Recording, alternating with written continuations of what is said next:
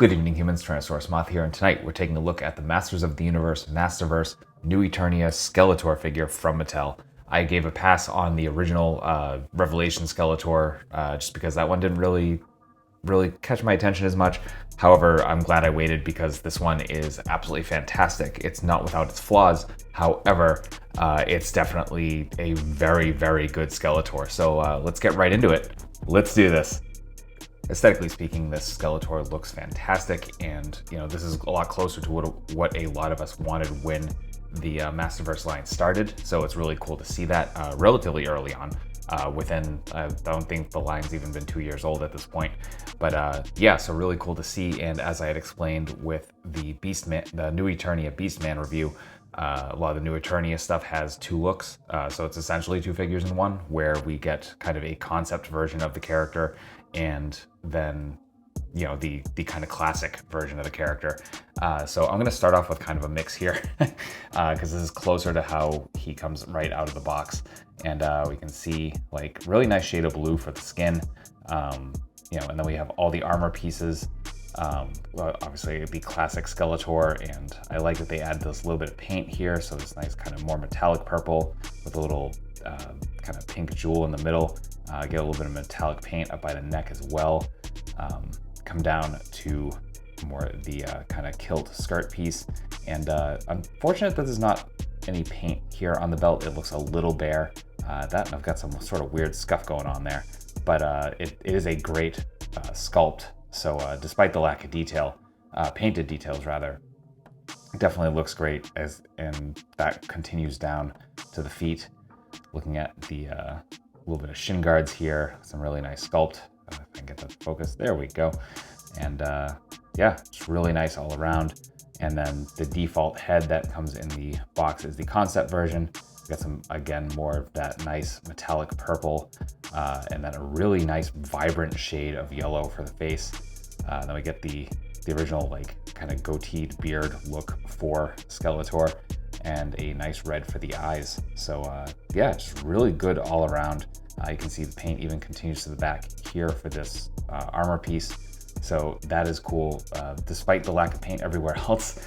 But yeah, definitely a good looking figure. We get a really good loadout of accessories, so let's not waste any time and jump right in, starting with hands. And right out of the box, we get a gripping left hand and a gripping / kind of pointing right hand.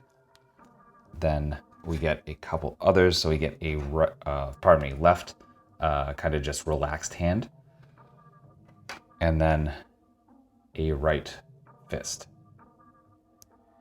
And then we get a couple of different portraits. So as I pointed out before, we get the kind of concept art version of Skeletor. If you know what, I bet I'm gonna finish and be wrong with this, that this isn't a concept, it was just some other version. So I apologize if that's the case, but I'm pretty sure that's what this is.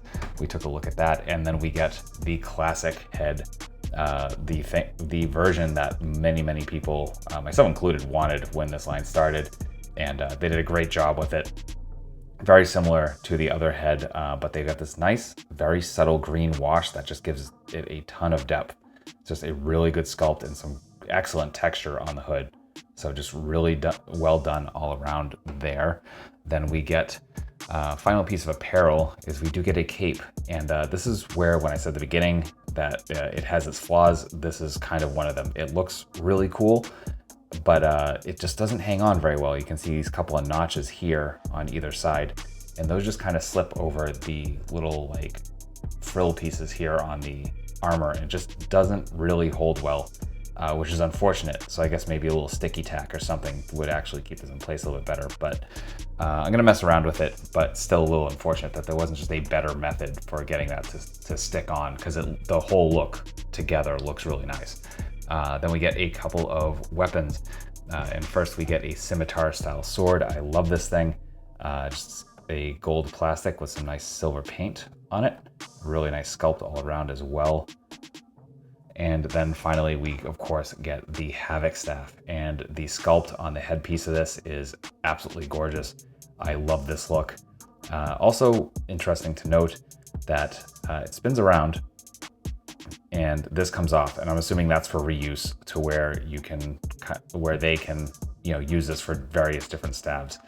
And as you can see, just some nice details all the way down, and that's about it. So that's accessories. Articulation and balance are fantastic and definitely in line with what we have been seeing from the Masterverse so far. So let's break it down top to bottom. And for the head, we are on that barbell joint. So we're getting about that far up, which is very, very nice, and can look down a little bit, but not great. And then we get the tiniest bit of tilt, not a ton of room under this head sculpt. The other one is the same. We come to the shoulders and we are in the hinge and swivel. So we come out to our T, we have bicep swivel, we have double jointed elbows, bring us to about there. Then we have hinge and swivel at the wrists, all horizontal. At our diaphragm, we have a ball joint. So we're coming all the way around. So we're getting about that far forward, about that far back. We have a swivel at the waist. So we're going around that way. Come to the hips and absolutely gorgeous range. We get pretty much full splits. Then we get bi-swivel, double jointed knees, bring us all the way up. We get boot swivel. Mine are a little bit loose, so something to be aware of. Then we come down to the feet and get about that much point. Not really any forward thanks to these shin guards. And then some really, really nice rocker, which actually kind of moves around the bottom of the shin guard here. So that's well placed. So that's articulation. Getting into size comparisons, here he is with some other Masterverse figures. With some Hasbro. With some imports. With some monsters. Finally, with an articulated Icons Oni and yours truly in human form as an articulated Icons Ninja. So my final thoughts on the Masterverse New Eternia Skeletor is that this is a kick-ass figure, and if you're a fan of Skeletor and you're collecting Masterverse, absolutely pick this up. You know, this, as I had said before, is definitely the version we were waiting for. Unfortunately, like again, there's some missing paint details, or at least there are places there could be paint details that I think would elevate this a little bit, and that cape is just sad. You can make it work, but it's a little more annoying than it probably should be. But beyond that, I mean, certainly if this version of Skeletor is what you're looking for, then this absolutely delivers, and can't recommend it enough. So with that being said, I will be putting links in the description below to where you can pick up your own version of this Skeletor. So check that out if you are interested. And with all of that being said, I hope you found this review informative and somewhat entertaining. If you did, please consider liking, commenting, subscribing, and or sharing. If you want to take it to the next level and help me even more, I'll have ways to do that listed at the bottom of the description below. So please, please, please check those out. And finally, ultra thanks to you one last time for watching, and I hope you take care of yourself, take care of those around you, and most importantly, stay weird, simians.